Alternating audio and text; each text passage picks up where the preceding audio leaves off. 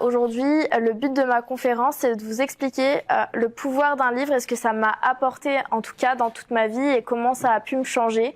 Je vais pouvoir vous parler de mon début de parcours, comme on a parlé ce matin, et le but, c'est que vous puissiez voir qu'est-ce que ça peut apporter un livre dans sa vie, parce que je sais qu'une personne sur 4 aujourd'hui a envie d'écrire un livre. Donc que ce soit pour vous ou pour quelqu'un de vos proches, c'est sûr que y a des personnes dans la salle qui veulent écrire un livre, si ce n'est pas déjà fait.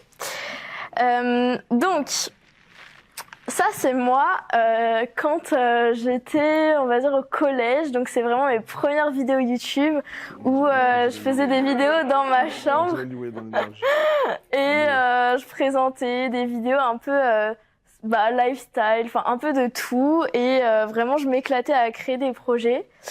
Et ça, c'est moi, du coup, après, grâce à mon livre. Donc ça, c'est mon premier livre sur la confiance. Et justement, je voulais vous en parler parce que c'est là où tout a chamboulé. Parce que depuis des années avant, je montais des petits trucs chez moi, je créais des choses, mais j'arrivais jamais à m'exprimer au-delà de ça. J'avais du mal à prendre la parole, j'avais du mal à vraiment impacter les gens, et j'avais l'impression que je servais à rien. J'avais un sentiment d'inutilité tout le temps, en permanence, et je me disais en fait à quoi est-ce que je sers, qu'est-ce que je vais pouvoir bien faire de ma vie. J'ai l'impression que je trouverai jamais vraiment ma voie, et que en fait je servais à rien. C'est même pas je me posais tout le temps la question ouais, mais même si je vais dans cette voie, je sais même pas si je vais servir à quelque chose. Je me disais qu'est-ce que je vais pouvoir bien faire, parce que depuis des années avant on m'écoutait jamais.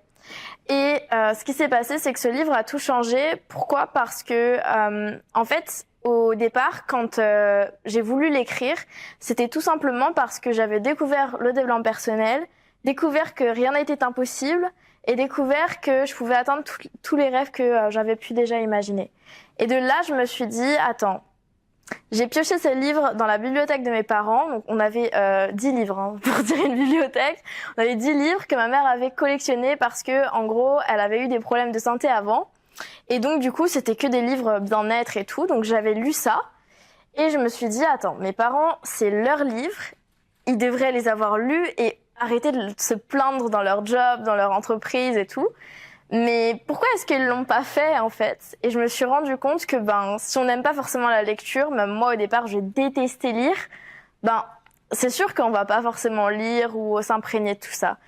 Donc au départ j'ai testé plusieurs stratégies. Donc je prenais les livres et je les posais sur la table, je les mettais partout à chaque fois pour que ils finissent par les prendre, et ça ne marchait pas. Et après je me suis dit je vais leur faire des résumés à table, sauf que j'avais 16 ans, et donc leur dire que s'ils ont marre de leur job, ils pourraient faire quelque chose de mieux, alors que c'est quand même, mes parents, ils sont quand même entrepreneurs, donc ils créent quand même quelque chose. C'était un peu difficile, et après je me suis dit s'ils veulent pas lire ces livres-là, ce que je vais faire, c'est que moi je vais écrire mon livre et on verra ce qui se passe, qui ne tente rien à rien.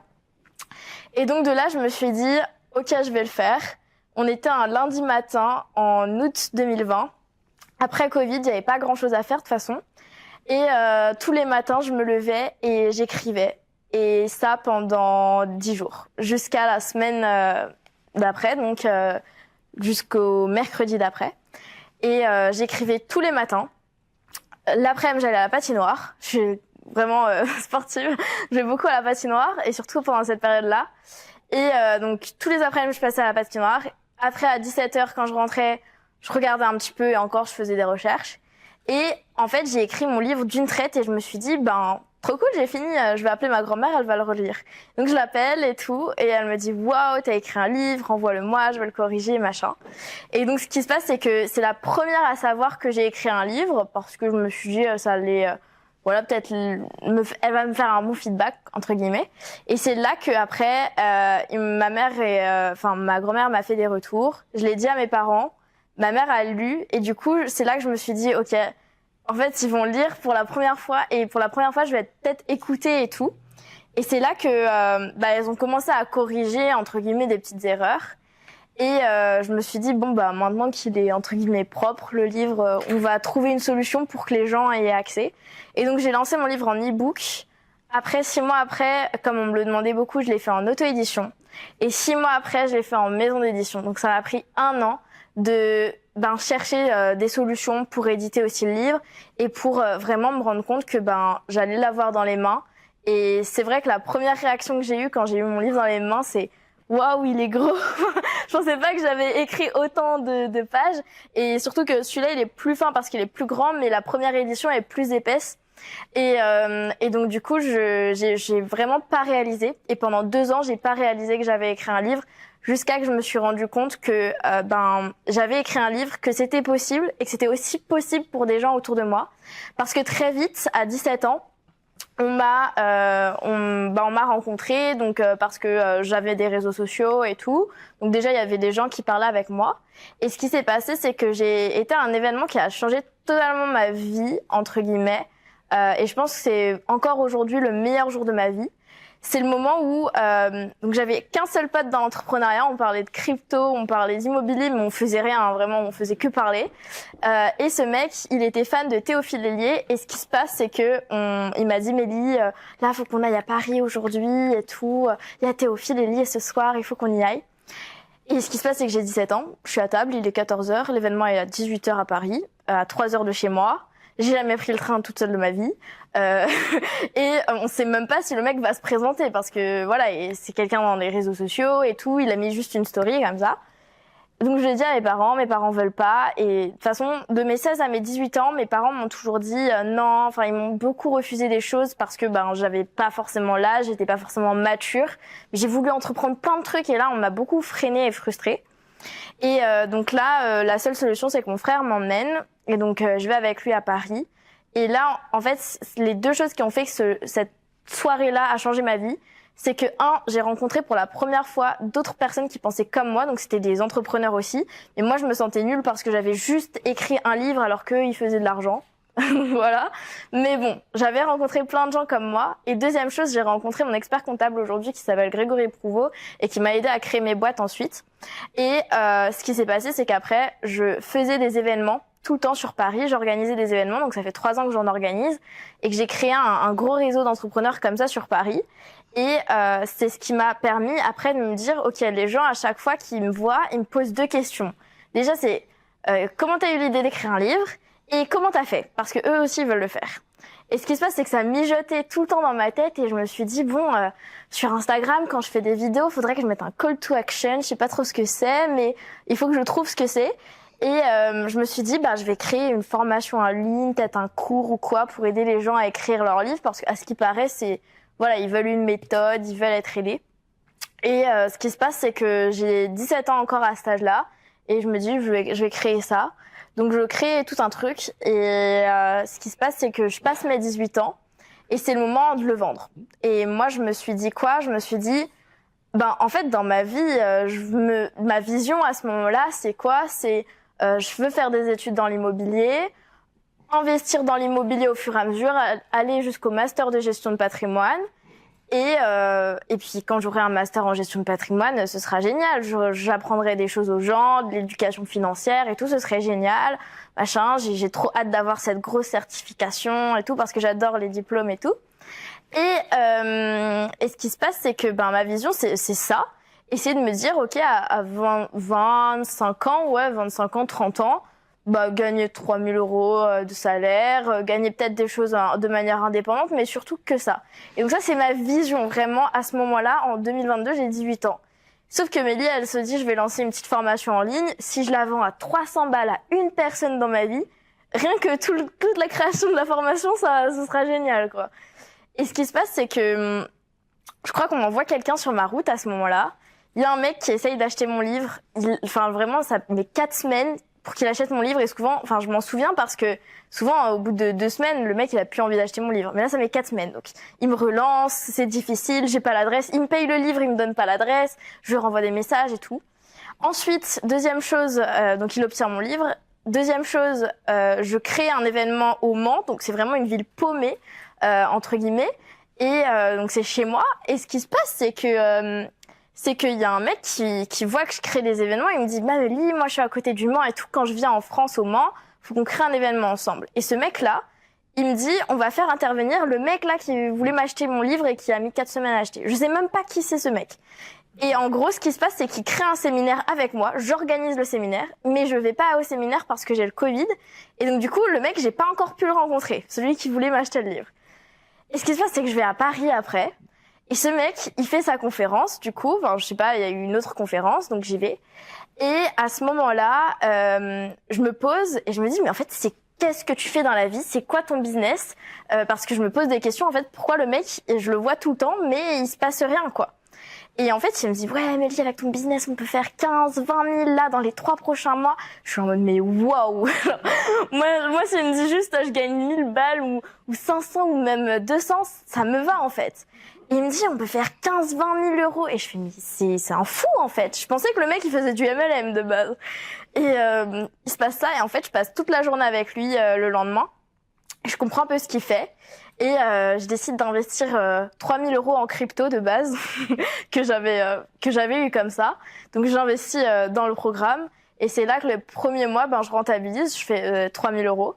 Et de là, donc la promesse a été véridique puisque j'ai fait 17 000 euros en 4 mois pour mon lancement. Donc j'ai démarré comme ça. Et donc du coup, ma formation s'est transformée en accompagnement. Je suis devenue coach. Je savais même pas ce que c'était coach et vraiment entrepreneur à ce moment-là, en 2022. Et de là, j'ai dû quitter mes études. Je les ai continuées en ligne pour finir mon diplôme quand même. J'ai quitté mon alternance, etc., etc. Et mon business a pris vraiment beaucoup plus en ampleur. Et en fait, tout ça, c'est grâce à mon livre. Parce que si j'aurais pas écrit ce livre-là, je serais pas là, j'aurais pas écrit le livre de William, et tout ça, ça a changé en l'espace de 3-4 ans. J'aurais pas rencontré les personnes que qui auraient pu m'inspirer dans ma vie. J'aurais pas pu voyager autant parce que je voyage en moyenne 1 fois, 2 fois par mois, quoi. Ça fait 3 ans que je fais ça, donc voilà. Et il y a vraiment plein de choses qui me seraient pas arrivées juste parce que j'aurais pas créé ce livre et je serais pas sortie en tout cas de ma chambre entre mes 4 murs qui étaient en train de créer des trucs. Ouais. Donc ça m'a beaucoup aidé et ce livre en fait, au-delà de toutes les choses indirectes qui ont pu découler, donc créer mon business, rencontrer des gens, faire de l'argent et tout, aussi il m'a donné énormément confiance en moi, ça m'a permis de m'affirmer et ça m'a donné aussi une image parce que on sait que dans les séminaires, quand j'arrive, c'est la fille qui a écrit un livre. Et puis tu sais, je me balade toujours avec un livre dans la main. Donc les gens, ils savent toujours, ah mais en fait, qu'est-ce que c'est ce livre? En fait, t'as même plus besoin de te présenter parce que t'as un livre. Et les gens, ils disent, mais qu'est-ce qu'elle fout avec un livre? Et du coup, ils te posent des questions. T'as même plus besoin, toi, de te présenter, de t'introduire. Donc voilà ce qui s'est passé pendant ces 4 dernières années. Et ça, c'est vraiment important pour moi de vous le partager parce que si le livre n'avait pas autant changé ma vie, j'aurais jamais créé de business et j'aurais jamais investi autant de temps, d'argent, d'énergie personnellement dans tout ça. Donc comme quoi, ça peut faire beaucoup dans votre vie si vous l'utilisez évidemment et si vous saisissez les opportunités qui vont avec. Donc les opportunités, comme j'ai dit, c'est les conférences. Donc ça, c'est les premiers événements que j'ai organisés dans les bureaux de mon expert comptable. Là, je suis passée devant 80 personnes, j'avais 17 ans pareil. Je suis passée à Go Entrepreneur, dans une CCI à la Sarthe, j'ai fait des salons du livre, je suis passée à la télé, je suis passée à la radio, je suis passée dans les journaux évidemment, avec ma petite tête, j'avais 17 piges. J'ai rencontré des gens et puis j'y allais au culot moi, genre vraiment je débarquais, je disais est-ce que le salon te plaît, genre vraiment j'avais des phrases d'accroche pour aborder les gens dans les salons et je rencontrais.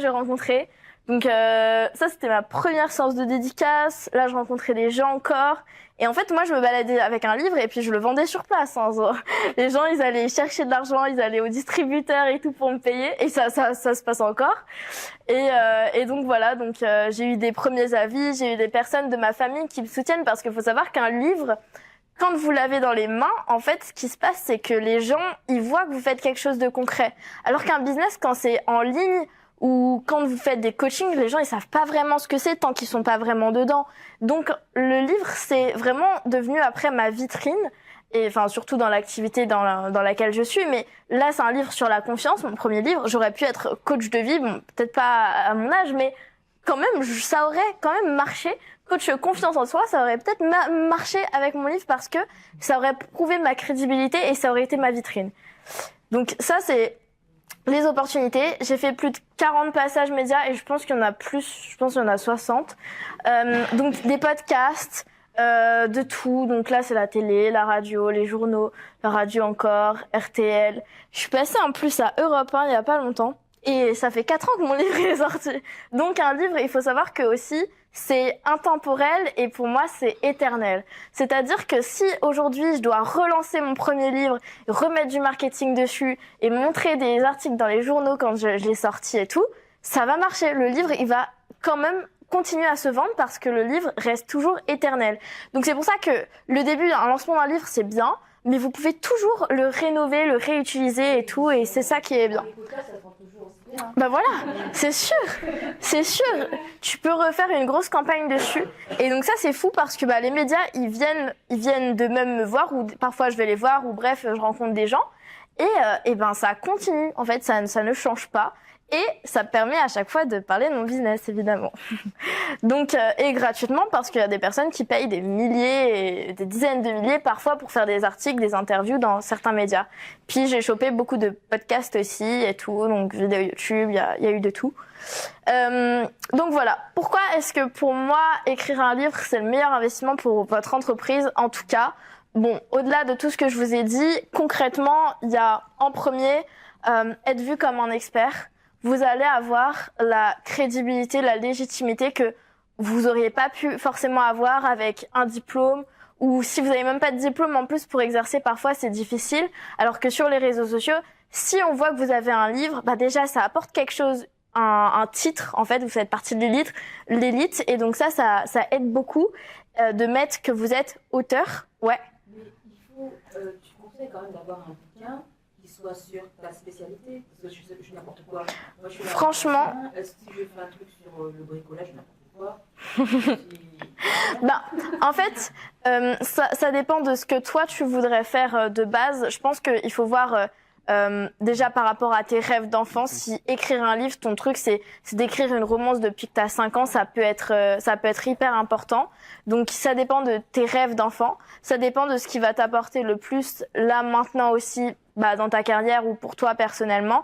Mais si tu as écrit un livre qui n'a rien à voir mais par contre ça te touche ou parce que tu as eu une expertise, c'est toujours bon parce que un livre ça reste un titre. Mais si tu prévois de faire plusieurs livres quand même, tu vas choisir en premier celui qui va t'apporter le plus dans ta carrière. Même si plus tard tu veux faire un livre dans le bricolage, ça peut être fait, tu vois. Non, mais c'est vrai, mais ça peut être quelque chose de possible pour moi, c'est ça. Mais c'est, c'est vrai que sur les réseaux sociaux, si tu parles de soit de ton personal branding ou soit de ton expertise, c'est bien que ce soit quand même en lien. Et encore, ça dépend, tu vois. Moi, j'ai fait un livre sur la confiance, je suis coach d'auteur, donc ça reste dans le milieu parce que je fais que des livres de non-fiction. Mais n'empêche qu'il y a un truc qui fait que c'est pas forcément accroché à mon domaine. Mais franchement, ça te dérange pas. Donc voilà. Pour reprendre où j'en étais, ensuite, écrire un livre, ça permet de travailler sur soi. On dit souvent que il y a l'expression qui existe que on peut tourner la page et c'est exactement la même chose quand tu écris un livre. C'est que en fait, tout ce que tu as déjà vécu ou expérimenté, peu importe ce que c'est, que ce soit des événements dans ta vie ou que ce soit une méthode que tu as mis en place ou peu importe, le mettre sur le papier, le travailler et le restructurer et faire en sorte que ce soit transmis de manière pédagogique, accessible à un lecteur, en impactant des gens, peut-être en changeant la vie de quelqu'un ou quoi, ça va te permettre d'avoir en fait ce savoir-là qui est marqué. Et toi, tu vas ensuite pouvoir aller te développer. Moi, je prends l'exemple de mon dernier livre que j'ai sorti en décembre, pour mon anniversaire d'ailleurs, mon dernier anniversaire, mes 20 ans. Ce livre, j'ai mis tout mon savoir en écriture, édition et communication de livre. Tout ce que je vous ai dit là, il y a tout dedans et il y en a mais un paquet. Et donc maintenant que je l'ai mis là, je me suis déjà sur certains points challengés quand j'ai écrit le livre, je me suis dit attends, ça je le sais pas en fait totalement. Ça il faudrait que j'aille travailler dessus, ça. Et donc en fait le fait de faire un livre, ça vous fait travailler sur vous, travailler sur vos souvenirs, vos leçons de vie, plein de choses pour vraiment restructurer et transmettre. Donc ça vous aide pendant le moment. Et moi, maintenant que ça, je le sais, c'est bon, je le sais en fait. Je vais aller chercher plus loin, je vais me développer et je le dis pour le fait de travailler sur soi aussi parce que ça vous donne des ailes. C'est comme si, on va dire que c'est un gros achievement quand vous écrivez le livre parce que c'est un truc que vous aurez jamais pu penser vraiment faire. Souvent, c'est un rêve trop loin qu'on repousse, on repousse et puis au final, la plupart du temps, ça s'annule. Et c'est ça le problème. Sauf que, en fait, si vous le faites, ça va vous donner énormément de fierté personnelle et ça va vous donner envie de faire encore plus de projets. Imaginons, c'est comme si vous allez devenir meilleur ouvrier de France pour un cuisinier qui justement a le col, vous savez, bleu, blanc, rouge, qui passe des concours pour devenir certifié dans son domaine. Le fait d'avoir fait ça, après, il peut se challenger et devenir, ouvrir le restaurant le plus connu du monde ou je ne sais quoi. En fait, ça vous donne des ailes parce que vous avez réussi un truc déjà impensable dans votre vie et vous allez aller encore chercher plus loin derrière. Et ça vous donne beaucoup, je trouve, personnellement. Donc, il y a le côté plus thérapeutique, entre guillemets, et expertise. Vous allez réviser votre savoir et maintenant le savoir, l'avoir appris et enregistré, intégré en vous. Et il y a le côté aussi confiance en soi que vous allez gagner derrière grâce à la sortie de ce livre et le fait de le tenir dans vos mains. Vous allez créer une communauté et rencontrer des gens.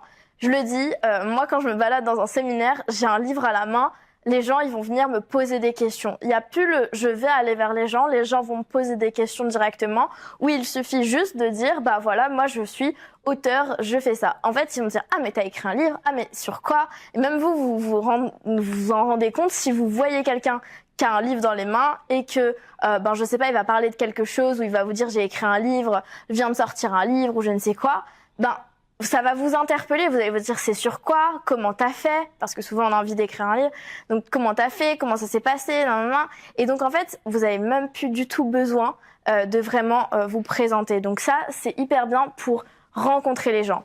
Autre chose, pour rencontrer les gens et créer une communauté, le livre, déjà, c'est physique, contrairement à un business qu'on pourrait avoir en ligne. Donc, c'est, comme je l'ai dit tout à l'heure, c'est votre vitrine.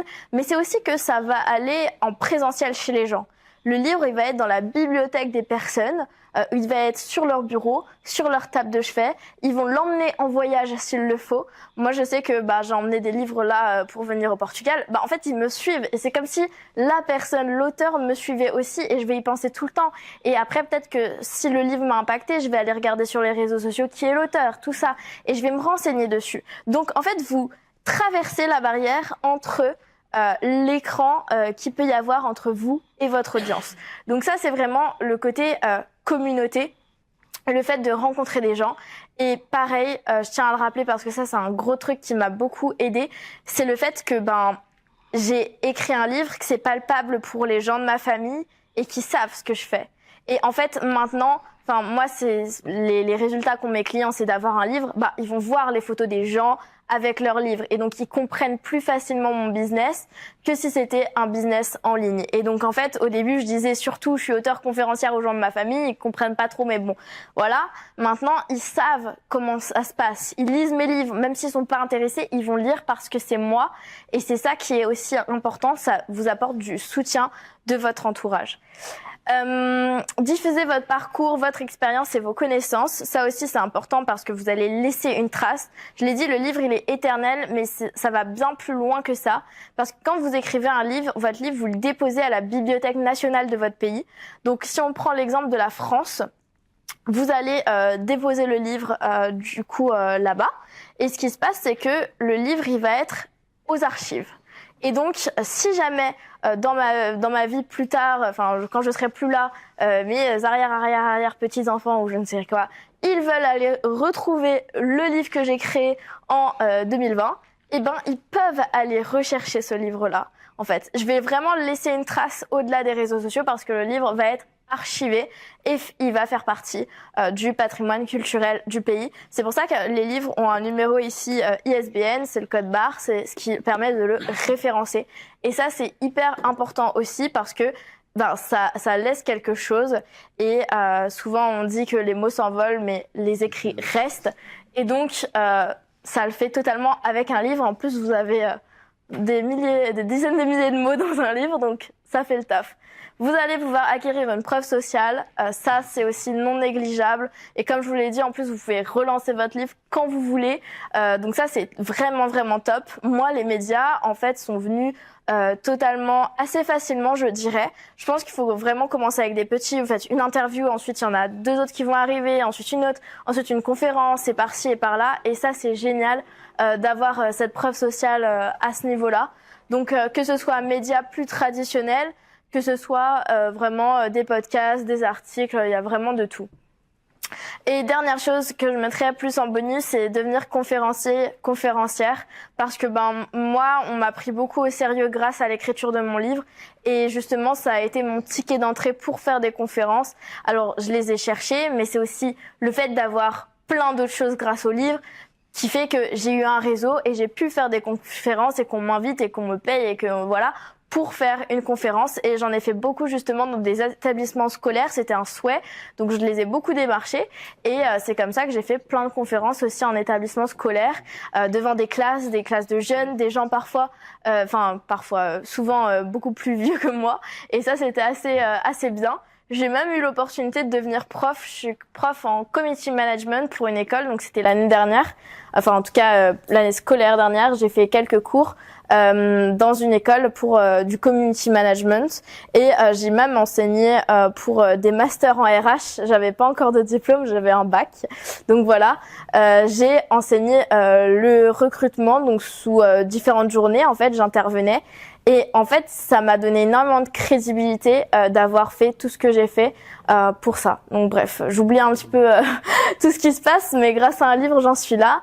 Et puis, pareil, je ne parle pas vraiment d'argent ou de business parce que le livre, c'est vraiment quelque chose de long terme. Et pour moi, les opportunités que ça va vous apporter, c'est principalement celles-ci. En tout cas, vous pouvez aller les chercher hyper facilement, mais vous pouvez aussi énormément gagner de l'argent à travers tout ça.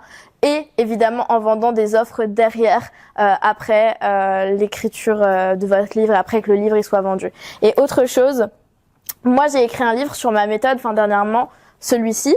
Et ce qui se passe, c'est que quand je l'ai sorti, je n'avais pas mesuré ça, mais c'est que les gens, donc là c'est ma méthode, les gens me font des retours sur le livre et sur ma méthode, sans que j'ai quelque chose à faire. Enfin, j'ai posté le livre quelques fois en story, j'ai fait des vidéos et tout, voilà. Mais la personne, le client, en tout cas de ce livre, va me faire un retour. Waouh, Mélie, j'ai écrit un livre grâce à toi et tout. Moi, j'ai rien fait. Enfin, j'ai écrit mon livre, ça y est, il est là. Après, ça peut être multipliable. À l'infini. Même quand je serai plus là, quelqu'un pourra encore écrire un livre grâce à moi. Enfin, c'est fou d'avoir sa méthode gravée dans quelque chose de palpable. Et ça, c'est vraiment génial et je le sous-estimais beaucoup. Enfin, de toute façon, on sous-estime le pouvoir d'un livre. C'est pour ça que je l'ai mis en titre comme ça, on s'en souvient.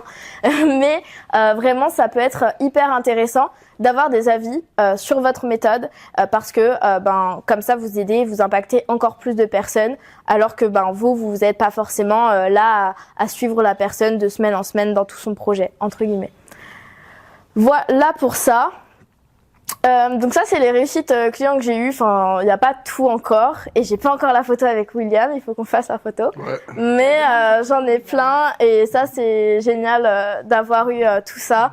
Et puis, plein de concrétisation parce que en soi, moi, Tu me mettras au milieu en bas, là. Ouais, en gros aussi. Voilà. Je ferai une slide pour toi.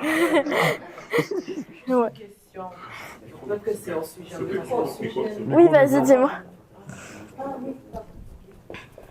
Ma question, c'est au niveau du choix des thématiques. Ouais. Pour pouvoir, comment je vais dire ça, captiver ton auditoire. Ouais. Est-ce que le choix des thématiques, c'est un choix, il faut que ce soit pas par rapport à son parcours de vie, proche de soi, mais pas trop proche pour qu'on puisse pouvoir... ma question, c'est quel compromis, comment tu... par rapport à ton parcours de vie pour qu'on puisse vraiment toucher l'auditoire, parce qu'il faut quand même qu'il y ait de l'émotionnel qui passe, sur comment tu choisis tes thématiques. Parce que pendant que tu parlais, pourquoi je disais ça, forcément, lorsque tu parles, on voit son parcours de vie et puis il y a des flashs. En fait, on se dit, mais ça, j'aurais pu écrire quelque chose par rapport à cela, parce que je pense que beaucoup de personnes traversent ces situations-là. Et donc, du coup, comment tu choisis tes thématiques Ouais. pour se dire, mais ça peut être vendeur, ça va aider beaucoup de personnes? Bah, en soi, y a pas de quelque chose qui va être plus vendeur l'un comme l'autre. Ça dépend vraiment de ce que tu vends derrière, déjà. Et quel est ton but de l'écriture d'un livre. Il y en a, c'est juste pour faire des conférences, il y en a, c'est pour d'autres choses. Donc, il y a plein de choses qui rentrent en compte. Ça dépend aussi des idées de livres que tu vas avoir. Souvent, moi, on vient vers moi et on me dit plutôt, j'ai telle idée de livre ou j'en ai 2, 3 et ensuite, je vais voir, je vais aviser et je vais dire, ok, celle-ci, ça pourrait être mieux. Celle-ci, ça pourrait être mieux marcher parce que ce message-là, il est peut-être plus fort et tout. Donc, je peux te conseiller par rapport à ça. Mais moi, je vais jamais créer quelque chose et te dire, ok, ça, c'est sûr, ça va marcher, tu vois. Par contre, si tu viens me voir et que je vais, comme j'ai une bonne connaissance du marché et comme je lis beaucoup aussi et je sais ce qui se fait ou pas, je vais pouvoir te dire, tiens, ça, c'est plus d'actualité ou ça, c'est passé, c'est dépassé. Il va falloir que tu trouves un nouvel angle pour ton livre pour que ça marche encore mieux, tu vois. Et donc, ce serait bien que tu m'exposes les thématiques. Si tu les as là, ça peut être bien. Sinon, qu'on en reparle plus tard. Mais en soi, le plus important pour moi, c'est de faire un livre déjà qui, toi, te correspond, donc par rapport à ce que toi, tu as envie de partager, qui touche donc ta cible et lui parler. Donc, c'est de la connaître aussi, donc par rapport à l'idée principale de ton livre et ton message, évidemment. Qu'est-ce qu'on veut retenir de ton livre? Et ce que je pose souvent comme question qui peut challenger un petit peu, c'est si tu avais 30 secondes, que tu avais un micro et que tu t'adressais à toute la planète entière, qu'est-ce que ce serait le message que tu voudrais passer? Et ça peut être important et challengeant en tout cas de répondre à cette question pour aussi voir quel est vraiment ce que tu veux partager dans ton livre. Donc voilà. Mais moi, le plus important, c'est vraiment que le livre te corresponde à toi aussi avant tout, qui passe le bon message, en tout cas le message que tu veux passer et qui va impacter les gens parce que toi, ça t'a impacté. Et évidemment, qui touche la cible. Donc voilà, ça c'était pour les clients dont je suis très contente. Les livres qui vont avec. Oui, il faut que je rajoute celui de Will. On va être en embrouille, hein. Et le résultat, c'est que maintenant, j'ai du coup quitté mes études. Enfin, j'ai passé quand même mon diplôme l'année dernière. J'ai fait un BTS profession immobilière et je vis en tout cas en grande partie la vie de mes rêves. Enfin, j'ai une grosse liberté géographique et je m'en rends pas forcément compte. Enfin, ça fait déjà un petit peu de temps, 2 ans, ça passe très vite quand on fait beaucoup de choses. Et donc du coup, ça a été une grande fierté, je trouve aussi, d'avoir créé quelque chose qui me permet d'être indépendante aujourd'hui. Et puis de me dire que si j'ai envie de faire un truc aujourd'hui en particulier ou quoi, je vais pouvoir le faire. Si j'ai envie d'aller dans tel pays, je vais pouvoir le faire ou en tout cas créer des ressources pour aller le faire et me débrouiller pour le faire. Donc ça m'a beaucoup aidé et je pense que c'est ce qui me motive le plus, c'est d'avoir ce mode de vie-là aussi. Et j'ai 3 activités, donc je voulais pas en parler dès le départ pour pas vous perdre, mais comme je l'ai dit au départ, je fais de l'immobilier, donc j'ai un bien aussi. J'en fais avec mes parents aussi, ils ont plusieurs immeubles, un gîte et on a 2 sociétés différentes. Donc j'ai plusieurs activités dans le domaine immobilier, c'est pour ça que je suis drivée pour. Je suis coach d'auteur, auteure conférencière et prête-plume, donc j'écris. Et je suis aussi mannequin depuis 5 ans. Oui, je fais encore d'autres choses. Et ça a été vraiment un truc qui m'a beaucoup aidé aussi dans ma confiance en moi. Donc ça fait 5 ans. J'ai arrêté pendant la création justement de ma boîte parce que j'ai pris 27 kilos parce que on mange quand on stresse et tout. Donc 27 kilos en 8 mois, c'était très difficile. Et quand j'ai eu mon problème l'année dernière, mon problème financier, j'avais du temps, ça s'est ralenti. Donc du coup, les kilos sont partis assez facilement. Mais bon, j'ai pas tout reperdu, mais n'empêche, ça m'a permis de reprendre aussi le mannequinat. Et donc voilà. Et c'est juste pour vous dire que même si j'ai réussi quelque part, ça m'a pas empêché aussi de poursuivre d'autres voies entre guillemets, même si je suis pas à 100% du tout dans les autres et je suis plus à 100% sur mon activité. J'ai réussi à tout concilier et je pense que si vraiment c'est important pour vous, si ça vous passionne, vous pouvez aller chercher des ressources en vous et arriver à concilier plein de choses. Donc voilà, ça c'était un partage que je voulais vous faire parce que je sais que pour plusieurs personnes, souvent c'est difficile et tout. J'avais quand même, quand j'ai ouvert ma boîte, j'avais des événements que je créais, évidemment tous les mois. J'étais modèle, j'avais des concours de beauté. J'avais mon BTS blanc et évidemment mes études. J'avais mon alternance. J'avais un job chez mes parents parce que j'ai fait pendant des années de la compta pour mes parents. J'avais l'investissement immobilier et le démarchage des banques. Et j'étais auteur, donc évidemment j'avais des salons parce qu'au printemps, en mai, c'est les salons. Et évidemment, j'étais coach auteur, j'étais en train de lancer ma boîte et d'ouvrir ma société, en tout cas de créer le statut. Donc ça, c'est vraiment, j'avais une dizaine de trucs à faire dans le mois en mai 2022. Je m'en souviendrai toute ma vie de la création de mes 2 boîtes parce que je conciliais beaucoup d'activités et ça n'a pas changé aujourd'hui. Bon, ça s'est quand même réduit et priorisé, mais comme quoi tout est possible et on a tous 24 heures dans notre journée.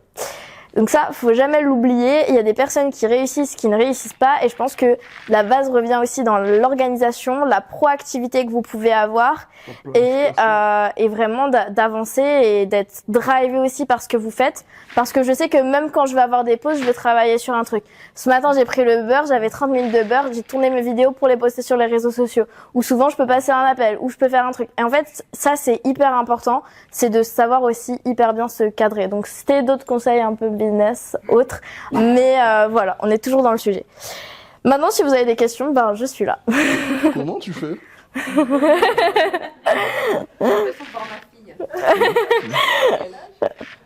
À 10 ans. En plus, elle kiffe Mélie. C'est Louis, elle kiffe Mélie. Ah, Mélie, tu vas bien, Mélie? Ah oui, d'accord. Donc, on a un livre aussi à faire avec elle. Parce que vraiment, elle est comme toi. Trop cool. Je peux lui donner ton numéro? Ouais, carrément, donne-lui.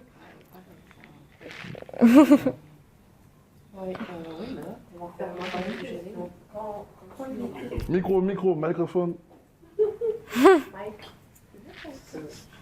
Oui, quand tu écris pour quelqu'un, ouais. C'est quoi le processus en gros pour que tu arrives à retranscrire vraiment ce que la personne a? Ah, ça, c'est secret sauce, ça. C'est secret. Voilà. Non, en vrai, c'est assez simple à expliquer. Première chose, il y a vraiment une période d'adaptation à l'auteur, donc savoir ce qu'il veut vraiment. Le sujet, il y a un peu un test au départ, donc on fait déjà le plan du livre, donc un rendez-vous. On fait le plan du livre, on fait tout le squelette, donc pareil, donc si le message, qu'est-ce que tu veux transmettre, on met tout en place, toute la méthode que tu veux transmettre, ou toute la chronologie des événements que tu as à transmettre dans ton vécu, par exemple pour une biographie. Et ça se passe comme ça, donc le plan. Ensuite, il y a les premiers chapitres qui sont faits où l'auteur doit, en tout cas l'auteur, mon client, doit relire pour être sûr que je pars dans le bon sens. S'il va me dire, ok, il me faut un style plus littéraire, ou il faut que tu parles un petit peu plus parce que moi, j'aime pas quand c'est trop français, ou genre, tu vois, il va me dire le style, ou il va me dire, oh, il manque des exemples, ou il manque ceci, cela, tiens, voilà. Ça, c'est vraiment la période d'adaptation, donc c'est vraiment, on va dire, les 5 à 10 premières pages. Et après, on enchaîne les rendez-vous. Donc, on fait 2 à 4 heures de rendez-vous chaque semaine. Et ça se passe comme ça pendant un mois et demi, max. Et je rédige tout.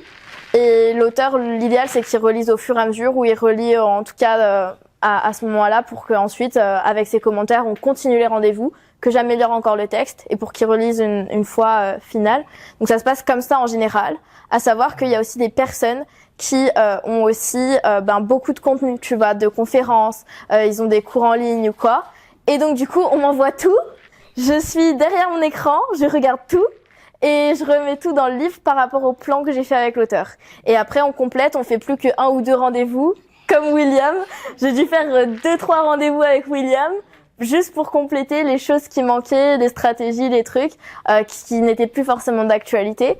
Et j'ai tout remis dans le livre. Donc ça, c'est vraiment une autre stratégie, mais je la prends pas forcément tout le temps en compte parce qu'il faut vraiment que les faits soient d'actualité. C'est ça. Donc voilà. Moi, je peux donner mon grain de sel sur ça. Parce que avant de travailler avec Mélie, j'ai eu une mauvaise... J'ai eu un micro normalement. Oui, ouais. Avant que Mélie fasse mon livre, j'ai eu une première mauvaise expérience de création de livre. Et j'ai une personne qui est venue qui m'a dit oui, il faut qu'on fasse 4 calls, c'est du call, où tu dois raconter ta vie. Et de l'autre côté, du bout du fil, c'est compliqué parce que, en fait, déjà écrire un livre, c'est personnel. Tu vois, donc raconter ta vie à quelqu'un qui est de l'autre côté d'un téléphone, et en plus, quand tu parles, tu as l'impression que ça la saoule. C'est compliqué, tu vois. Donc moi, je vous donne mon retour d'expérience. Si vous êtes déjà très pudique, ça ne va pas le faire.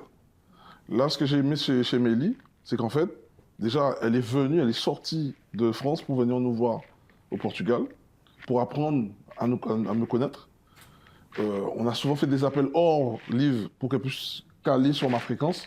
Et c'est ça, en fait.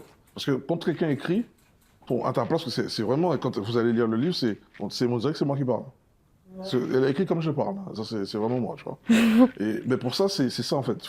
C'est cette capacité. Je pense qu'au-delà d'écrire un livre, au-delà de tes compétences en écriture et tout ça, je pense que tu as cette capacité à t'adapter aux gens, tu vois. Et ça, c'est puissant, tu vois. Ouais, ça, c'est hyper important. Surtout si, en tout cas, si tu veux faire rédiger ton livre, c'est la base. Et moi, j'ai repris 3 livres au moins de clients. En fait, c'était des clients qui ont déjà payé autre part. Et moi, je repars de zéro, entre guillemets, parce que le style n'est pas le bon, tu vois. Et je pense que c'est hyper important. Et aussi, en tout cas, il faut qu'il y ait un feeling avec la personne. Il faut que tu arrives à t'entendre. Ça reste la base. Et moi, je sais qu'il y a des moments aussi, ça a été très dur de m'adapter. C'est pour ça que j'ai du mal plus avec les livres de femmes qui ont une énergie très féminine, très calme et tout, safe place et tout. Parce que j'étais beaucoup dans l'action au départ. Donc ce livre m'a beaucoup challengée, mais on a réussi à le sortir. Et je sais que là, je vais en refaire un et je sais que ça va mieux se passer parce que c'est une personne qui est vraiment dans le business, qui fait beaucoup d'e-com. Donc voilà, je sais que voilà. Donc ça, c'est important aussi. Et j'ai des livres comme William et c'est hyper parlé. Et là, j'avais un client, c'est un mec qui a lu des livres toute sa vie, mais des grands livres, tu vois, littérature française, très biographie, et qui m'a demandé de lever le style au maximum. Et ça a été très challengeant aussi. Mais je pense que tous les prêts de plume ne seraient pas prêts à faire ça. Parce que j'ai passé des heures et des heures de texte, j'ai lu et lu des biographies. Parce que je suis pas biographe à la base. Moi, genre franchement, en écriture, j'ai pas fait grand chose. Et j'ai eu cette capacité-là d'aller chercher, d'aller lire des biographies, de me dire, ok, comment c'est fait, l'écriture journalistique, ok, comment ça se passe, comment est-ce que je peux faire pour que ce livre-là, il plaise aux clients. Et je pense que c'est hyper important que ça fit en tout cas, parce que soit tu vas tomber sur quelqu'un qui va pouvoir s'adapter comme moi, ou soit tu vas tomber sur quelqu'un qui va garder son style, ça va pas te plaire, ça va te saouler, et la personne en face, elle va pas forcément changer, et tu vas devoir payer encore une autre personne qui va rédiger ou le faire à ta place. Et quand tu vas repartir de zéro, c'est très dur, tu vois. Je pense justement, tu vois ce que tu viens de dire là, je pense que je suis tombé sur quelqu'un qui avait déjà son style bien rigide. Et en fait, elle m'a dit oui pour l'argent, mais en fait, le projet la saoulait, tu vois. Parmi les livres que tu as faits, ouais. Parmi les livres que tu as écrits ou coécrits, le but des personnes qui t'ont demandé de faire le livre, c'était de vendre ou de faire du marketing, ou c'était pour elles personnellement Non, à chaque fois, c'est plus des livres business pratiques. En tout cas, il y a une offre de coaching derrière, il y a un service en tout cas qu'ils vont vendre. Les premiers livres que j'ai écrits, c'était par exemple un thérapeute sur les émotions, un autre c'était sur les langues, après c'était sur du business. Et après, les livres, c'est comme mes prix aussi ont évolué, c'était plutôt des personnes qui voulaient, qui faisaient déjà du business depuis longtemps, depuis 5-10 ans, et qui voulaient faire un livre parce que, tu sais, t'arrives à un stade dans le business où parfois tu sais plus trop vers quelle stratégie marketing te diversifier. Et le livre, c'est vraiment un investissement plus long terme, et donc c'est à ce moment-là que la personne, elle a un stade où déjà elle fait de l'argent, elle va faire en plus un livre, en plus elle va faire des conférences, en plus elle va faire ceci, cela, et donc c'est là qu'on vient de démarcher. Donc j'ai fait un livre par exemple pour un SaaS qui est sorti, donc on a bossé sur un livre sur tout un livre business justement du début à la fin, pour vendre en fait le livre et qu'ensuite la personne elle puisse mettre en avant son SaaS. Il y a Will par exemple pour ses coachings en immobilier. Il y a des livres pareil business aussi pour des clients que j'ai fait. Là la dernière que j'ai fait, c'est une biographie pour quelqu'un qui je peux pas en dire plus, donc je vais faire attention, mais quelqu'un qui veut s'introduire dans le marché américain. Et donc du coup, il a décidé de créer sa biographie et de la mettre en tout cas dans le marché américain. Et pour qu'ensuite, quand il va aller démarcher des clients ou des opportunités en Amérique, il ait son livre pour faire son introduction là-bas. parce que ça fait déjà 5 ans qu'il est là-bas dans le pays, donc il avait besoin de faire ça en plus et il bosse déjà beaucoup dans le milieu de l'écriture, etc. Et par exemple, là, j'ai aussi des clients en e-commerce. Ils ont beaucoup d'argent et en fait, les gens ont aussi beaucoup demandé le livre. Et donc, du coup, comme ils ont une communauté de, 500 000 abonnés et tout sur les réseaux sociaux, ils ont envie d'avoir un livre pour faire un petit produit. Ils ont 80 000 adresses mail ou j'en sais rien. Et ils veulent justement vendre ce livre, mais pas forcément faire de l'argent, mais c'est parce que c'est un petit produit facile, accessible, qu'ils ont décidé de vendre. Donc, en fait, tu vois, chaque client va avoir un peu sa stratégie, ils vont venir comme ça, mais au final, ça dépend vraiment de chaque prestat. Et est-ce que tu as un suivi ou tu as ce suivi-là de savoir comment ça s'est vendu? Est-ce que tu as... Je vais pas plus dans ça parce que moi, on me démarche souvent pour la création du livre en elle-même. Et comme je fais affaire souvent avec des entrepreneurs qui ont déjà des offres depuis des années et qui font déjà du marketing, en fait, je suis pas cette partie-là et ils savent que moi, je vais créer le produit et ensuite, eux, ils vont le promouvoir, tu vois. Mais c'est vrai que ça pourrait être un indice à voir, quoi. Juste pour un petit retour par rapport au livre de William, nous, depuis l'écriture du livre, la sortie du livre, donc on n'a pas fait plus de marketing que ça, on n'a rien fait en vrai. Parce qu'on n'avait pas forcément, on était sur d'autres stratégies, d'autres choses, on n'a pas encore lancé le truc. Ouais. Mais grâce à ça, cette année, on a décroché énormément d'interviews et de passages télé, là pour la fin d'année et tout. On nous a proposé énormément de choses. Oui, ça a ramené beaucoup de crédibilité. Par exemple, gratuit au pays. À l'époque, quand on se lançait dans notre boîte, il y a quelques années, on payait, non? On devait payer les médias. Ouais. Tu dois beaucoup payer au départ. Et là, c'est des interviews. Là, on a vu que ça a changé la... Les interviews, ouais, c'est le côté, ouais. Ça a changé le positionnement. Avant, c'est nous qui payons. Là, c'est les médias qui nous appellent. Ils nous appellent, on en a tout le temps, dès qu'ils m'appellent, je dis tout le temps oui. Mais en plus, quand tu passes dans un, après les autres, ils voient. Parce qu'ils tapent ton prénom, ça te fait du référencement sur Internet, donc du coup, ouais. Donc tout le monde te veut. Derrière, pareil, ça nous a permis d'avoir aussi un gros contact qui, sur les années à venir, ça va encore faire que monter. Je peux pas donner le nom maintenant parce que c'est en cours. Mais ouais, non, c'est du gros potentiel. Ça nous a crédibilisé sur plein de choses. Ouais. Mais tu vois, c'est pas forcément quelque chose qui va être mesurable au départ. Donc tu peux pas promettre grand chose aux gens, mais tu sais que ça peut t'apporter beaucoup. Enfin, moi je le sais, et quand tu goûtes à ça, tu peux te dire que le livre, ça a été une très bonne décision de le faire. Ouais, c'est une très bonne décision. Mais en plus, sur la partie. Et tu te dis pourquoi je l'ai pas fait plus tôt? Ouais, non, plutôt. Non, en fait, en vrai, pour être vrai, plutôt. Ouais, faut être prêt en vrai. Parce que si t'as rien autour de toi, t'as rien à présenter, ton livre il va être un flop. Il faut de la matière à mettre dans un livre. Sinon c'est pas bon. Oui, il faut quand même de la matière. Tu vois, parce que tous ceux qui ont lu le livre, ils le recommandent. Après, c'est juste que nous, on est un peu pas bien organisé sur ça, mais il y a plein de personnes qui recommandent le livre à d'autres personnes et ils disent tous que c'est le livre qu'ils auraient rêvé d'avoir, tu vois. Putain, c'est fou. Donc, je voulais compléter par rapport à ce que Yin et Will disaient. Effectivement, le livre est devenu la carte d'identité pour la partie média. C'est vraiment, on va faire de la promotion d'abord pour le livre et ensuite on parle des événements ou de ce que fait Will en termes de coaching. Donc c'est très puissant parce qu'il y a un moment où il venait en Guadeloupe, on n'avait pas de crédibilité encore. Et là, les portes s'ouvrent toutes seules au niveau média chez nous et ailleurs. Et j'avais une question. Ouais. Une autre question. Quand tu travailles avec quelqu'un, parfois il y a des gens qui ont beaucoup de choses à dire, qui sentent qu'ils sont prêts là pour délivrer le message, plusieurs exemples, que ce soit un peu biographique, que ce soit pédagogique ou sur une thématique. Comment toi tu arrives à cadrer ça?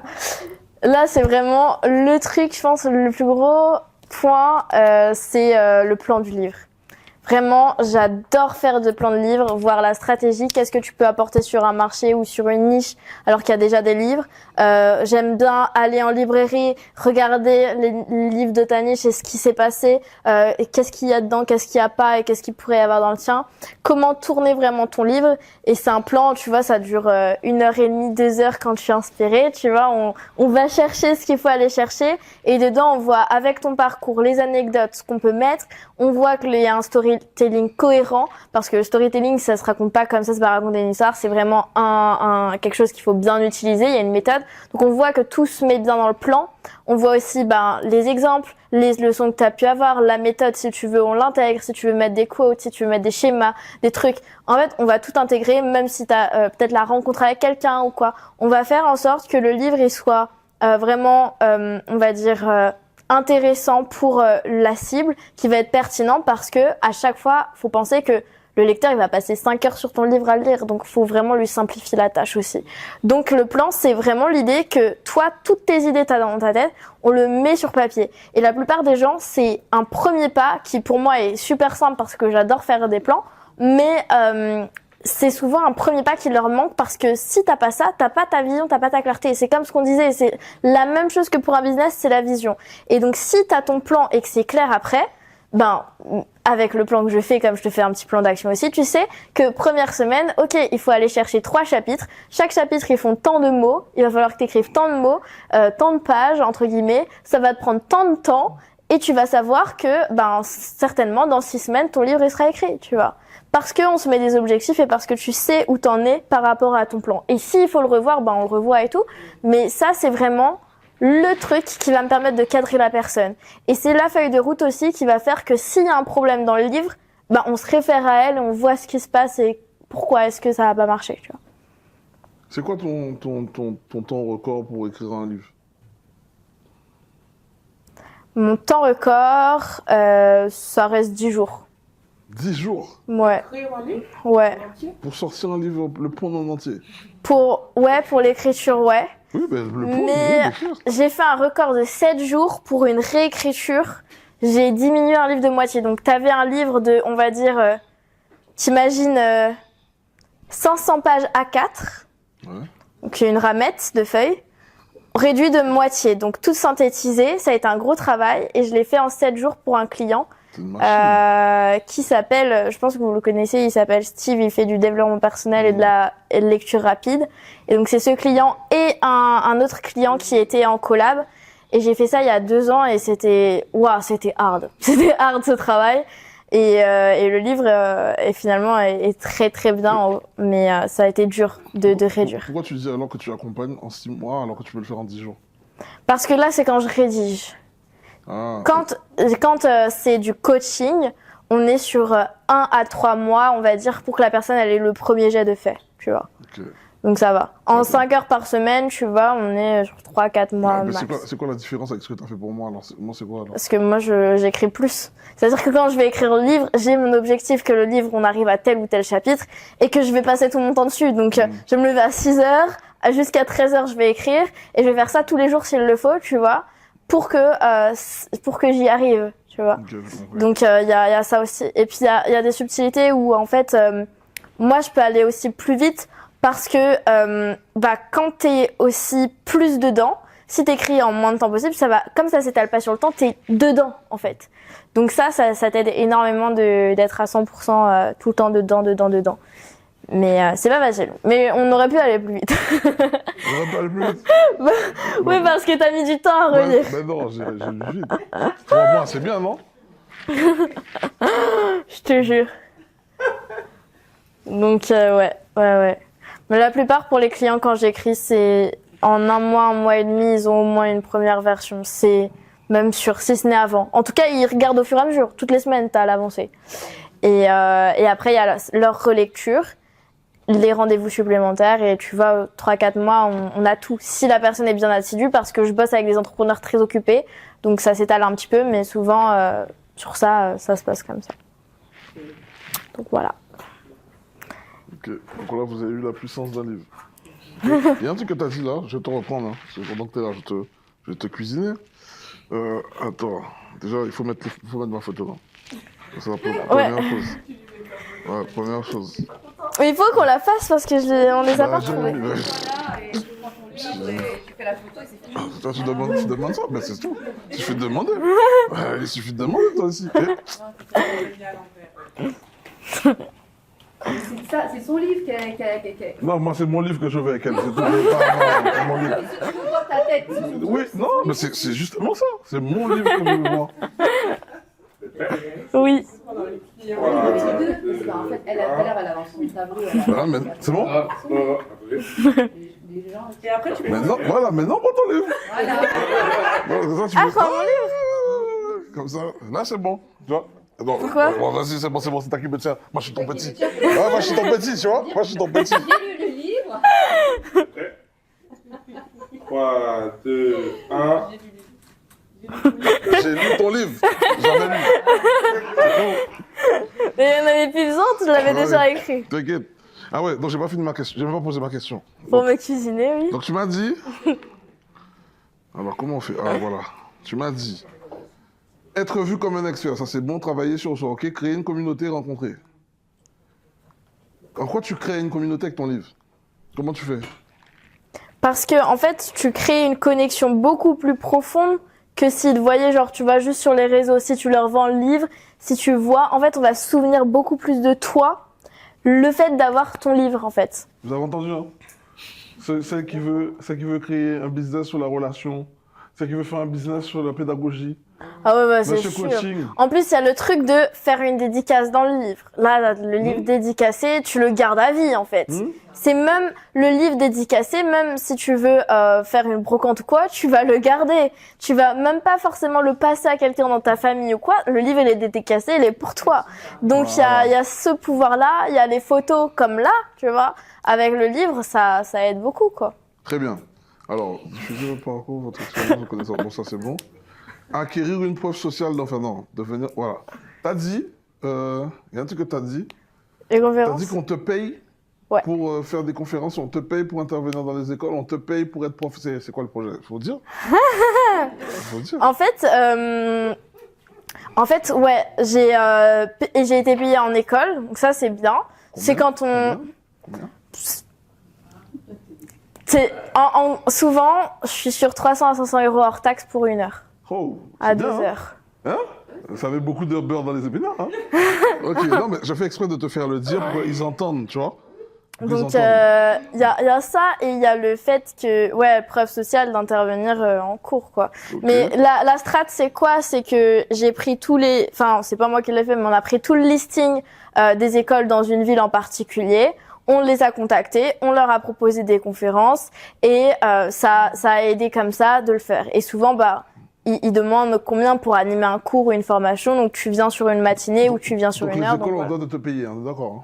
Hein? ouais. Donc le public, il paye, hein? De quoi? Parce que si tu me dis une école, il vient et te donne l'argent. On Oui, d'accord. c'est l'école. Ok, c'est l'école. Donc quand tu dis, tu présentes ta prestation pour animer, donc au moment où vous parlez d'argent, je suis Comment un ça? directeur d'école, Ouais. présente-toi à moi. Ah, ok. Moi, quand je présente du coup le temps de conférence et l'atelier qu'il veut. J'ai un dossier de conférence, toutes les thématiques que je peux intervenir et tout. Je présente mon prix pour l'heure. Je demande aussi les défraiements pour les transports. Si besoin, en fait, je majore aussi si je dois bloquer par exemple ma matinée ou ma journée parce que le déplacement fait que je pourrais pas bosser, donc je majore. Et j'ai aussi la préparation, parce qu'il faut la préparer, la conférence. Donc ça dépend vraiment de la complexité, si j'ai beaucoup de recherches ou quoi, et je compte en heures aussi. Tout ça, c'est dans le devis que je leur fais. Comme je suis ton élève, il faudrait que tu me fasses part de ça, comme ça je vais travailler ça. Ouais, ça, je vais le faire, tu vois. Ok, très bien. Le listing, c'est assez simple pour ça. Ok. Et donc ça, c'est bien. Donc ça, c'est pour plus les écoles. Après, j'ai démarché des agences de conférenciers sur Paris. Donc, on a fait le listing pareil de toutes les agences de conférenciers. Et je leur ai envoyé justement toute la documentation et tout. Il y en a que je suis référencée chez eux. Carrément. Donc, c'est-à-dire que sur leur site, il y a ma tête. Mais genre, je sais pas si je serais appelée, mais au moins, je suis référencée là-bas. Pour le moment, ça n'a pas plus marché que ça, mais il y en a une qui m'a obtenu une conférence. Donc, c'était cool aussi. Donc là, c'était dans une école. Même price. Ouais, pareil. Bah, c'est moi qui propose le prix et la personne, je crois, elle se prend une commission dessus ou quoi. Donc t'as un agent et en fait, ce qui est cool avec les agences de conférenciers, c'est que une fois que t'as fait une ou deux conférences avec eux, bah si toi tu dois faire une conférence quelque part, par exemple dans une entreprise, une grosse boîte, bah t'as le contact de ton agent. Donc tu peux leur envoyer vers l'agent et l'agent va gérer le deal pour toi aussi et négocier pour toi, proposer des prix ou des choses comme ça. Donc il y a aussi le fait que après, plus tu fais ça, plus tu peux avoir un agent de conférencier. Et ce qui m'a aidé, c'est surtout les rencontres, les interviews que je fais. Le fait qu'on te voit souvent en interview, faut les reposter. Hein. Tu fais une interview à la télé ou quoi, il faut le reposter en story tout le temps. Et les gens qui vont commencer à te connaître, ils vont dire ah tiens, mais j'organise un séminaire à tel moment, c'est à tel endroit et tout. Est-ce que tu pourrais intervenir? Ben oui, mais combien tu vois? Tu chiffres, tu fais des choses et la personne elle va venir. Et par exemple, j'interviens en décembre à Montpellier, donc sur une conférence, je pense, d'1 heure. Je suis pas payée beaucoup, mais parce que je vais être payée 300 hors taxe et ça va être majoré en fonction des places vendues parce qu'il y a 300 personnes, c'est un séminaire de femmes entrepreneuses et puis on me paye le logement, le déplacement, on me paye tout pour que j'aille là-bas et j'aurai évidemment beaucoup de réseaux. J'ai même un code promo et tout. Enfin vraiment, je peux me faire même des commissions si j'envoie des gens. Enfin bref, j'ai quand même plein de choses qui sont mises à disposition. Donc tu vois, c'est des choses qui peuvent se passer grâce au réseau parce qu'on voit que t'es quelqu'un qui est beaucoup médiatisé et du coup, comme t'es beaucoup médiatisé, les gens ils se disent indirectement du coup, ça veut dire qu'il a une grosse communauté. Et du coup, grosse communauté veut dire que moi, pour mon événement, j'ai besoin d'une grosse communauté. Donc, je vais faire venir intervenir cette personne et je vais la payer pour qu'elle vienne. Tu vois? Donc, il y a ça qui peut beaucoup aider pour les interventions. Voilà. Et il y a les entreprises après. J'ai oublié. Allons-y. Si tu veux faire les grosses entreprises, pareil, tu peux démarcher les entreprises. Ça peut être des entreprises, je sais pas, de compta. Enfin, moi, je pourrais faire des entreprises de compta ou je ne sais quoi, une conférence sur comment se motiver ou je sais pas. En bref, même un team building, je pourrais le faire dans une entreprise ou quoi. Et donc là, je vais démarcher plus des entreprises ou alors je vais me connecter avec une personne d'une entreprise qui va en parler dans son entreprise, donc un commercial ou quoi. Là, par exemple, j'ai été démarchée par un commercial sur Insta. Franchement, je sais pas d'où je le connais le mec, mais bref, il m'avait ajouté pour des maisons de retraite, pour créer des ateliers d'écriture dans les maisons de retraite.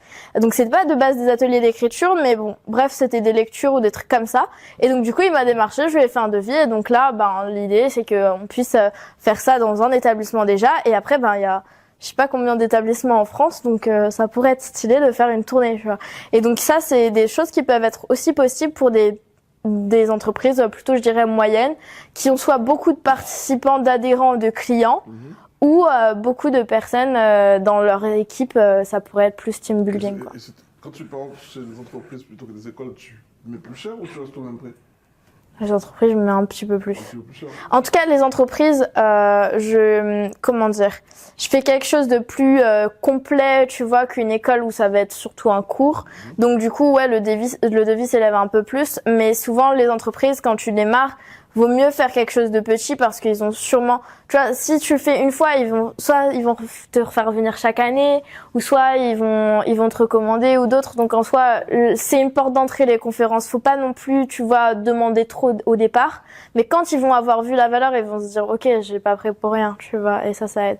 Et puis il y a aussi le truc tu peux vendre en plus, un petit pack pour que chaque personne ait son livre. Enfin, si c'est dans la thématique, donc tu peux vendre des livres, tu peux vendre d'autres trucs en plus de la conférence. Tu peux faire venir un vidéaste, tu leur dis, vous avez pas de vidéaste, vous avez pas de création de contenu sur les réseaux sociaux, on va faire un truc, je prends un vidéaste, je vous le facture tant, c'est moi qui le trouve, je le ramène, etc. Et tu vois, il y a des choses comme ça qui peuvent être faites aussi et que moi je propose, tu vois, c'est une offre. Si jamais ils ont besoin, je fais venir aussi quelqu'un, tu vois, pour leur réseau. Pour le moment, ça s'est jamais passé, mais tu vois, il y a vraiment l'offre à bosser et toute la stratégie au départ. D'accord, félicitations. Donc voilà. Mais je vais justement faire tout un cours sur comment se faire des marchés en conférence. C'est pareil pour les médias parce que je l'ai fait avec les auteurs dans les coachings et ils ont kiffé, donc voilà. Moi, j'ai un truc que je t'ai dit de faire aussi, c'est le KDP, là. Ouais, c'est vrai. Développer, il faut aussi... Des résumés de livres et tout, machin. Quand tu vois des gens en vendant juste des livres, tu as des personnes qui sont millionnaires juste en vendant des livres, c'est un produit, hein, c'est un produit physique, Ouais, le effectivement. livre, faut le booster en vrai. Ça t'apporte beaucoup d'opportunités vraiment, mais ça peut t'apporter aussi encore plus si tu mets plus de marketing et tout. Donc ouais. Ouais. Alors, j'ai une autre question aussi pour toi. Comment tu fais pour sécuriser ton livre en version audible? Ah Donc, oui. tu en as, mais tu vois, en l'état, si on le vend, ça veut dire que la première personne qui l'a acheté, lui, il fait de l'argent avec. Tu vois. Pourquoi quelqu'un qui l'aurait acheté et qui le revend? Parce que nous, aujourd'hui, tu vois, l'audible que tu m'as fourni, Ouais. mais je peux pas, j'ai pas de lecteur sécurisé, tu vois. C'est-à-dire que si quelqu'un m'achète ma version audible, il l'a, Ben mais non. lui-même, il peut le revendre. Bah Non, oui, il le reçoit pas dans leur boîte mail. Je sais pas, en gros, nous, on l'a mis sur un distributeur. Et ce qui se passe, c'est qu'il passe sur Audible. Mais sur Audible, tu l'écoutes sur le truc. Tu le reçois pas par mail. Ah, donc en fait, donc il faut passer sur Audible. T'es obligé de l'acheter. Ok, donc faut passer sur C'est comme Amazon KDP, tu reçois pas en PDF dans ta boîte mail, tu vois. En Kindle, tu dois lire avec ton compte Amazon, Ok. tu vois. Tu peux pas le partager. Mais moi, en tout cas, j'avais fait en sorte que ce soit un distributeur où les gens, ils peuvent lire Ouais. que sur les Ouais, plateformes, d'accord. tu vois. Donc c'est ça la solution alors que. Ok.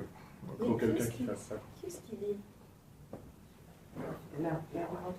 C'est si on passe pas par les distributeurs qu'il faut sécuriser. Ouais, c'est ça. Ah, Mais là, c'est toi qui m'avais posé la question? Ouais, voilà. À 16h, dans le truc qu'on a là où on vend le livre là, on peut pas vendre des formats audio? Non, c'est que. C'est que physique. Ouais. Ok, donc il faudrait qu'on se mette sur Audible aussi alors que. Ok. Et Amazon aussi, Amazon, ils font pas Audible, hein. C'est que Kindle. Mais si, c'est ça. C'est Amazon. C'est ça. Audible et Kindle, C'est Amazon. Ah, c'est votre truc de jeune ça. Ah. Ok, ça marche. En gros, le livre, tu peux l'acheter. Si tu l'achètes en version électronique, tu l'auras sur Et Kindle. aujourd'hui, on a sur Kindle, Amazon. c'est pour le lire. Aujourd'hui, on a sur Amazon. Kindle, c'est pour le lire. Kindle, c'est pour le... Amazon, on peut l'acheter ou pour le physique. Mais maintenant qu'on a Audible, il faut le mettre aussi sur. On n'a pas Audible. Il nous faut Audible et il nous faut Kindle. Ok, alors je répète. On l'a en format no audio. Oui, en MP3. Voilà. On va pas l'appeler Audible. Voilà. Il faut maintenant, c'est à nous de le mettre dessus. Oui, Donc ça, c'est possible ça. c'est possible. Ah, ok, donc il faut qu'on fasse. Oui. Ok, voilà, c'est bon. Ok, c'est ça que je voulais savoir. Et qui est-ce qui lit En gros, c'est ça que je t'avais Qui est-ce qui demandé, fait la Ouais. sur Audible? C'est elle, enfin, en tout cas, c'est elle qui l'a fait. Ouais, c'est elle qui l'a fait. Ouais, elle l'a fait, ouais. Parfois, c'est les auteurs mêmes. Parfois, c'est des Et auteurs leur même, mais la flemme. Ouais, la flemme. En plus, à ce moment-là, on avait beaucoup de trucs à faire en plus. Aussi. Mais ma voix, elle est pas attrayante. Voilà. Ben ok. Et aujourd'hui, Mélie, sans indiscrétion, tes livres, t'as fait combien de ventes en termes de ventes pures de ton livre? Moi, le premier, je dois être... On est à 2500 pour le premier livre. 2500 versions vendues? Ouais, celui-là, 2500 de combien il coûte? il coûte 16,50 €. Bref, ça m'a fait, je suis à 8 à 10 000 €, tu vois. Ça va, c'est bien. Ouais, et le deuxième, je sais pas, j'ai pas regardé plus les ventes, et puis je le pousse pas en avant. Mais au moins plusieurs centaines, quoi. C'est pas mal. Bon, le prochain bouquin, c'est moi. Ouais, ça fait pas 10 000 €, ça fait 40 000. Hein. Ah ouais? Ah mais non, mais net. Ah oui, parce que ouais, il faut que tu retires les frais de... Bah Amazon, oui. ouais. Non, Non, mais le coût. Ok, très bien. Merci, Mélie. Je vous en prie.